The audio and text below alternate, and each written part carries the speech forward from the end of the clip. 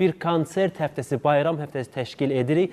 Bugün də qonaqlarımız say seçmə, biri-birindən gözəl, sözün əsl mənasında sənətlə məşğul olan insanlardır. Elə yanımda əyləşən Ülkər xanım Quliyeva Bakı payızı müsabiqəsinin qalibi bir dəfə qonağımız olub və o gün bugün səsi ilə bizi valeh edib, əl çəkmir Ülkər xanımdan ki, hər bayramda ən azı ayda bir-iki dəfə bizim qonağımız olun. Digər qonağımız isə muğam müsabiqəsinin qalibi, səsi ilə hər kəsi valeh edən Nisbət Sədrayeva buradadır. Sabahınız xeyirli, gününüz uğurlu olsun, xoş gəlmisiniz, hər zaman siz gələsiniz və digər qonağımız prezident təqaüdçüsü, xanəndə, muğam ifaçısı Pərvaz İbrahimli.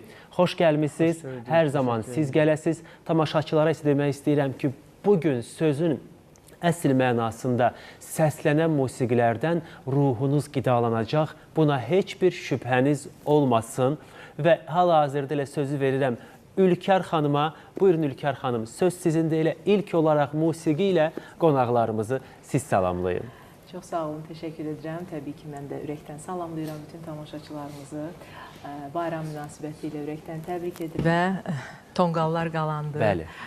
Süfrələr açıldı. Təbii ki, bir daha bütün xalqımızı ürəkdən təbrik edirəm. Əmin-amanlıq olsun, bütün arzularına çatsın hər kəs. Amin ilahi. Amin inşallah. Və bayramlarımız. Vətənin keşiyində duran əskərlərimiz sağ-salamat hər biri evlərinə dönsünlər. Mütləq, amin inşallah. Necə bu bayram günləri hər kəsin qazanı dolu olursa, süfrəsi naz-neymətlə bol olursa, il boyu süfrələriniz bax belə naz-neymətli və bol olsun. Digər qonaqlarımıza da söz verəcəyəm. İlk olaraq sizdən bir gözəl mahnı dinləyək. Çox sağ olun, təşəkkürlər.